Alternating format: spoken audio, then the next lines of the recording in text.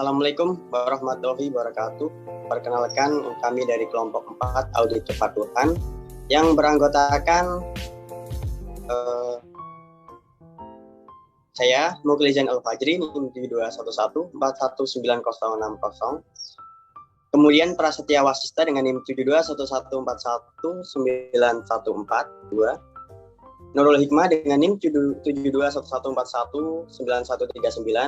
Cindy Gabriel dengan NIM 7211419154. Aninda dengan NIM 7211419155 dan Vina Amalia dengan NIM 7211414929.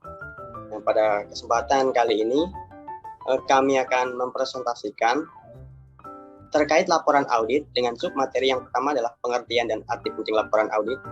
Yang kedua, tujuan penyusunan laporan audit.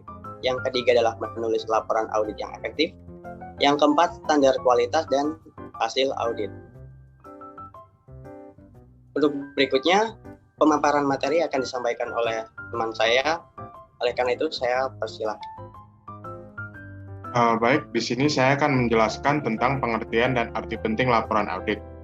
Nah, laporan audit merupakan suatu sarana untuk mengkomunikasikan pekerjaan atau hasil audit dan temuan secara komprehensif yang diberikan oleh auditor kepada organisasi atau klien audit.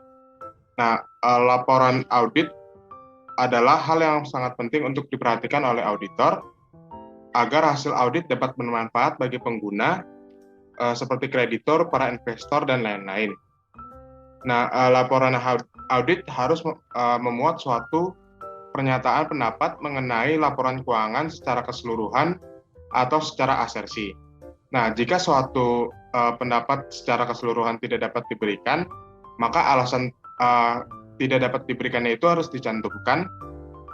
Dan laporan audit juga harus memuat petunjuk yang jelas mengenai sifat pekerjaan auditor, dan jika ada, dan auditor laporan audit juga harus mencantumkan tingkat tanggung jawab auditor yang bersangkutan. Next. Di sini saya akan menjelaskan tentang laporan hasil audit memiliki arti penting lain.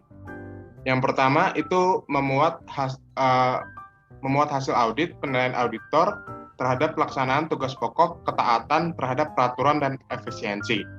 Artinya itu laporan audit juga memuat penilaian seorang auditor terhadap aktivitas atau kegiatan terkait dengan kepatuhan terhadap aturan-aturan yang ada, serta menilai apakah aktivitas atau kegiatan tersebut telah memenuhi standar dan unsur efisiensi. Yang kedua itu ada memuat temuan serta rekomendasi tingkat lanjut. Nah, yang berarti laporan audit memuat temuan-temuan yang didapat auditor selama pemeriksaan serta rekomendasi yang dapat untuk memperbaiki atau mengatasi hasil temuan tersebut. Yang ketiga, ada hanya disampaikan kepada pihak yang berkepentingan atau yang memiliki wewenang.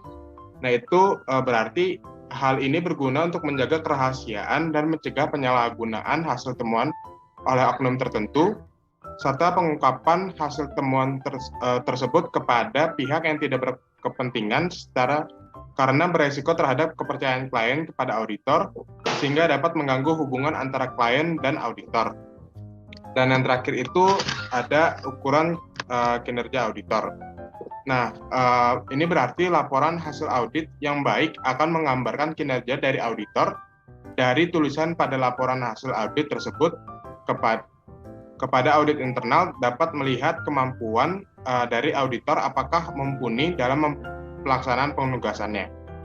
Sekian presentasi dari saya. Selanjutnya akan dilanjutkan oleh rekan saya. Adapun tujuan dari laporan audit adalah sebagai berikut. Yang pertama yaitu menyediakan data dan informasi kepada manajemen sebagai yearly warning system. Laporan audit merupakan sistem peringatan dini bagi manajemen untuk segera mengatasi permasalahan yang terjadi dan segera mencari solusi atas permasalahan tersebut. Yang kedua yaitu menginformasikan kondisi yang sebenarnya terjadi dan risiko yang mungkin terjadi. Laporan auditor dapat memberitahu manajemen keadaan yang sebenarnya terjadi dalam perusahaan dan langkah apa saja yang seharusnya dilakukan untuk mengatasi keadaan tersebut.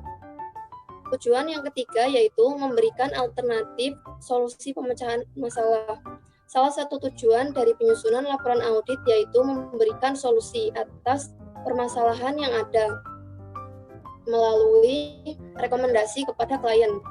Agar solusi yang diberikan efektif, auditor harus memahami beberapa hal seperti proses bisnis, risiko dari proses bisnis, dan kesiapan klien dalam menerima saran perbaikan dari auditor.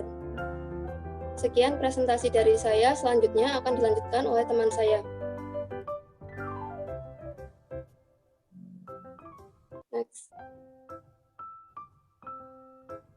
Baik, selanjutnya saya akan menjelaskan tentang menulis laporan audit yang efektif. Untuk menulis laporan audit yang efektif, auditor perlu mengetahui beberapa cara supaya audit bisa diterima oleh manajemen sebagai masukan dan menggugah klien untuk melaksanakan rekomendasi yang terdapat pada laporan audit. Adapun cara tersebut adalah sebagai berikut. Yang pertama ada orientasi penulisan. Nah, orientasi penulisan ini wajib jelas dan berorientasi pada solusi. Di sini dituntut keahlian dan objektivitas auditor karena apabila orientasi penulisan tidak tergambar dalam tulisan maka akan sulit atau dengan istilah lain manajemen tidak tertarik untuk membaca apalagi untuk mengimplementasikan hasil temuan tadi. Yang kedua ada judul temuan. Setiap temuan hendaknya diberi judul dan tersaji berdasarkan taraf urgensi masalah. Pemilihan judul temuan menjadi hal yang sangat penting, seperti penggunaan judul, subjudul, dan kalimat topik akan menjadikan laporan lebih mudah dibaca dan dipahami oleh pembaca laporan. Yang ketiga ada menekankan akibat. Agar laporan lebih menarik, manajemen puncak untuk membaca laporan, beberapa auditor menciptakan penulisan hasil audit dengan menekankan pada dampak yang dialami perusahaan. Mengemukakan dampak pada awal penyajian laporan akan membangun kesan yang paling kuat karena memperlihatkan signifikansi masalah. Selanjutnya yang keempat ada menekankan penyebab. Mengawali laporan dengan mengungkapkan penyebab masalah bisa mengarahkan pada solusi. Pendekatan ini hanya dapat dipakai bila sebab yang ditemukan benar-benar merupakan kelemahan mendasar dan rekomendasi untuk mengatasi sebab-sebab tersebut benar-benar bisa menyelesaikan masalah. Yang kelima, menulis rekomendasi. Rekomendasi dikembangkan dari observasi atau temuan dan kesimpulan auditor. Rekomendasi menganjurkan tindakan untuk memperbaiki solusi yang salah atau untuk meningkatkan kegiatan operasional. Auditor juga perlu membahas rekomendasi tindakan koreksi. Auditor wajib menyadari bahwa klien mempunyai lebih banyak pengetahuan dan pengalaman tentang operasi. Rekomendasi tindakan koreksi yang menurut auditor kelihatannya sangat logis dan baik. Sudah dibahas dengan klien mungkin saja merupakan rekomendasi yang tidak praktis atau mempunyai efek samping yang buruk. Selanjutnya yang keenam ada memahami sifat dan pribadi klien. Dengan memahami sifat dan pribadi klien bisa meningkatkan komunikasi selama audit berlangsung. Dalam menulis laporan audit yang efektif, hal ini sangat penting supaya laporan tersebut bisa diimplementasikan oleh klien. Selanjutnya yang ketujuh, memotivasi untuk mengambil tindakan. Dalam menulis laporan audit, sebaiknya auditor dapat memotivasi semangat manajemen dan klien untuk mengambil tindakan. Pada hal ini dikaitkan tulisan dengan risiko yang ada sehingga apabila tidak segera diambil tindakan akan mempengaruhi kinerja perusahaan. Yang kedelapan, kesimpulan. Dalam menulis laporan audit yang efektif, kesimpulan dituliskan dari hasil evaluasi auditor tentang pengaruh temuan terhadap kegiatan yang direview. Dengan melihat implikasi temuan terhadap aktivitas secara menyeluruh, opini menempatkan temuan pada perspektifnya secara proporsional. Yang kesembilan, bukan resume tetapi konklusi. Dalam menulis laporan audit, auditor wajib menghindari membuat semacam resume atau poin-poin penting hasil berdasarkan audit yang dilakukan oleh auditor. Namun yang wajib diutarakan pada tulisan merupakan konklusi, yaitu simpulan yang dapat memberikan gambaran yang jelas terhadap pembaca laporan audit tersebut. Yang ke-10, lampiran. Dalam menulis laporan hasil audit, lampiran sangat digunakan untuk memuat hal-hal yang bisa memperkuat atau menjelaskan uraian hasil audit. Lampiran bisa berupa dokumen, hasil analisis, dan lain-lain. Dan terakhir, bukti. Dalam menulis laporan hasil audit, bukti yang dicantumkan pada laporan wajib masuk akal dan mencerminkan kebenaran mengenai masalah yang dilaporkan. Sekian dari saya, selanjutnya akan dilanjutkan oleh rekan saya. Selanjutnya saya akan melanjutkan presentasi, yaitu pada standar kualitas. Laporan yang berkualitas wajib memenuhi beberapa karakteristik, yaitu di sini ada 8 karakteristik untuk standar kualitas pada laporan audit. Yang pertama ada langsung, yaitu laporan yang berkualitas umumnya bersifat langsung, artinya itu pengungkapan informasi secara terang atau jelas dan faktual dan tidak bertele-tele. Lalu yang kedua ada ringkas, yaitu laporan berkualitas umumnya ringkas, tetapi ide pokok yang akan disampaikan harus terungkapkan. Lalu yang ketiga ada tepat, yaitu penulis laporan wajib memahami minat pembaca, menentukan penekanan yang sesuai, dan menyajikan info yang relevan dan valid. Lalu yang selanjutnya, yang keempat, yaitu ada persuasif atau meyakinkan. Laporan harus berisi argumentasi pendukung, kesimpulan terpercaya, dan penjelasan yang memadai. Yang kelima ada konstruktif atau membangun. Laporan memiliki sifat membantu klien dalam penyajian dan organisasi, dan bertuju pada upaya perbaikan yang diperlukan. Lalu yang keenam ada orientasi hasil. Laporan yang efektif adalah menekankan pada hasil dengan cara menyampaikan rekomendasi yang spesifik dan terukur, bersifat praktik dan berorientasi pada solusi, dan menjelaskan tindakan yang telah dilakukan oleh manajemen. Yang ketujuh ada menarik, yaitu laporan dapat memperoleh perhatian oleh para pembaca. Dan yang 8, yang terakhir, yaitu pada tepat waktu, yaitu menyampaikan laporan secara tepat waktu sangat bermanfaat bagi para manajemen untuk menindaklanjuti rekomendasi. Selanjutnya akan dijelaskan oleh teman saya. Lanjutkan presentasi dari teman saya. Di sini saya akan menjelaskan tentang materi hasil audit. Hasil audit meliputi 3 komponen. Yang pertama yaitu observasi. Observasi adalah hasil temuan berdasarkan fakta. Observasi merupakan hasil yang diperoleh berdasarkan perbandingan dari yang diharapkan dengan yang sebenarnya terjadi. Observasi audit mempunyai dan harus dibangun berdasarkan 5 atribut. Yang pertama, kondisi. Kondisi mengungkapkan segala hal yang sebenarnya terjadi.